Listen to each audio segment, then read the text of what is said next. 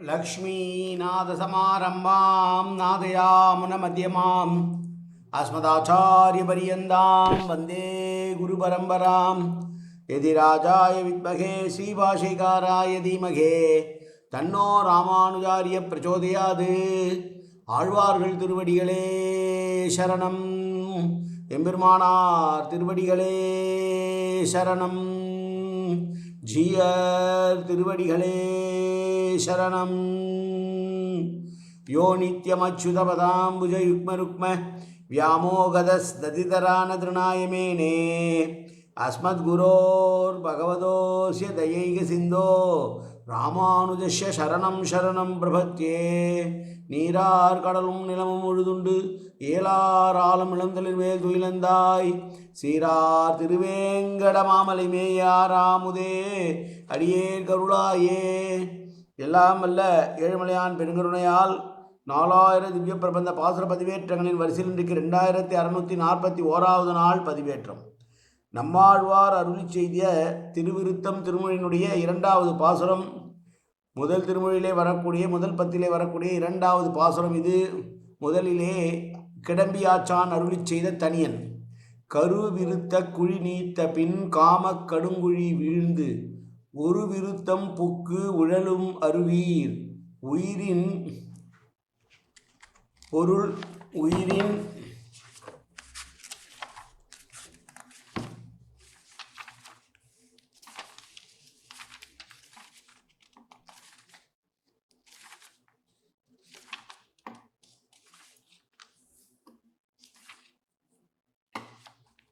உயிரின் பொருள்கட்கு ஒரு விருத்தம் புகுதாமல் குறுகையர்கோன் உரைத்த திருவிருத்தத்து ஓரடி கற்று இரீர் திருநாடகத்தே நாட்டக்கத்தே என்ற தனியன்.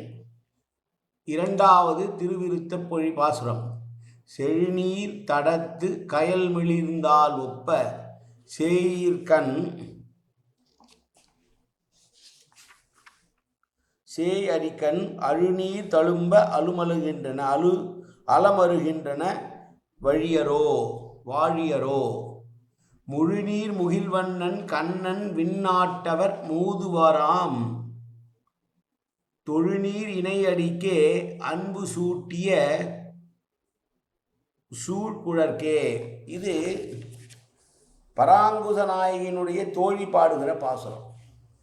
ஆழ்வார்தான் பாடுகிறார், பெண் தன்மையிலிருந்து பாடுகிறார். ஆனால் பராங்குச நாயகியாக இல்லாமல் பராங்குச நாயகியினுடைய தோழியாக இருந்து பேசுகிற பாசுரம்.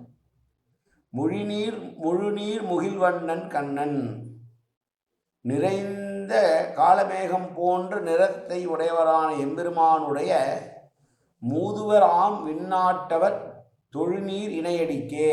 யாருடைய இணையடிக்கே என்றால் பரமபதத்திலே நித்திய சூரிகளாக இருக்கக்கூடிய கருடன், விஸ்வக்சேனர், பிராட்டி போன்றவர்களுடைய திருவடி இணைகளிலேயே அன்பை செலுத்தின அடர்ந்த கூர்ந்தலை உடைய பெண்மகளுக்கு மிக்க நீரையுடைய ஒரு தடாகத்திலே கயல் மீன் பிறந்து பிறந்தார் போல சிவந்த ரேகையுடைய கண்கள் நாயகனுடைய பிரிவை தாங்காமல் புலம்பி நீர் ததும்புகிறது, தடுமாறுகின்றாள்.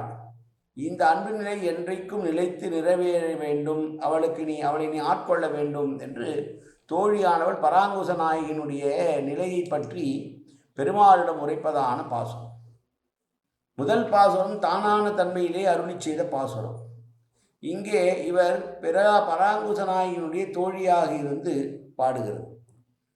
பொதுவாக நாயிகா பாலத்தில் பேசும்போது தாய் பாசுரம், தலைவி பாசுரம், தோழி பாசுரம் என 3 வகைகள் உண்டு.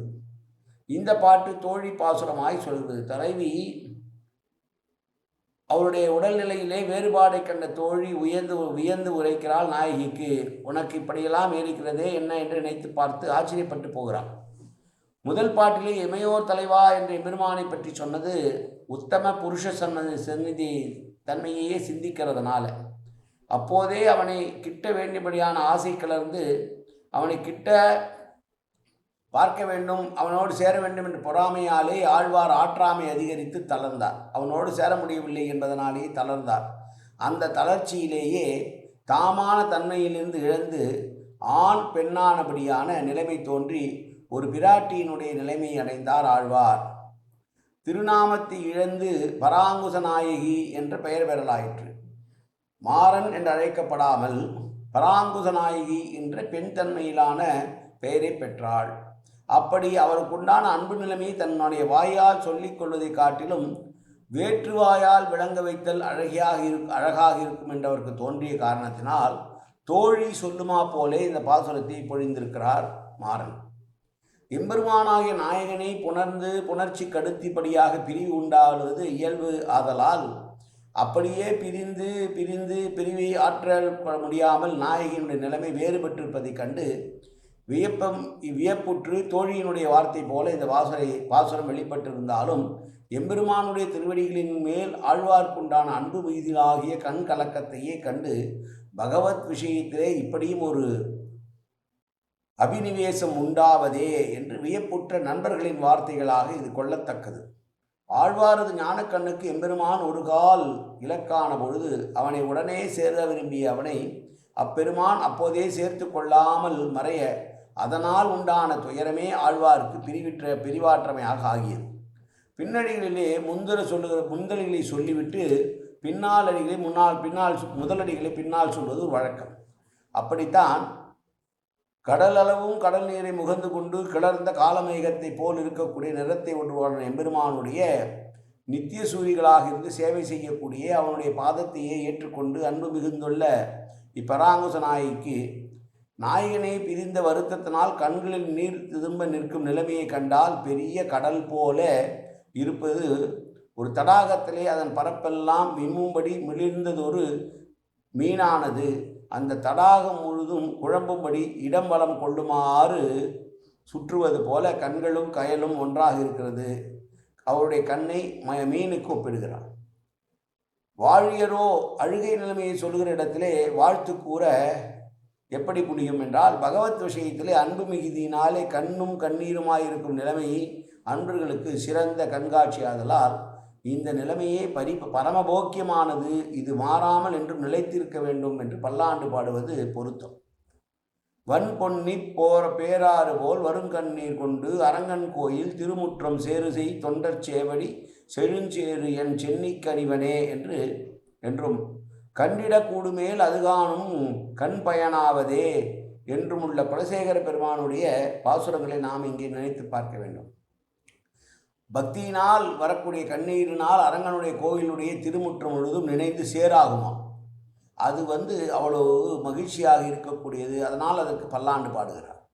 விண்ணாட்டவர் மூதுவாரம் என்பது மூதுவாரம் விண்ணாட்டவர் என மாறி சொல்லிருப்பதால் மொழிமாற்று பொறிக்கோள் கீழ்ப்பாட்டிலே இமையோர் என்பது போல இப்பாட்டில் விண்ணாட்டவர் என்பது சொர்க்கத்தில் உள்ள தேவர்களை குறியாது எல்லா உலகங்களுக்கும் மேலான பரமபதத்திலே இருக்கக்கூடிய நித்திய சூரிகளை சொல்லக்கூடியது.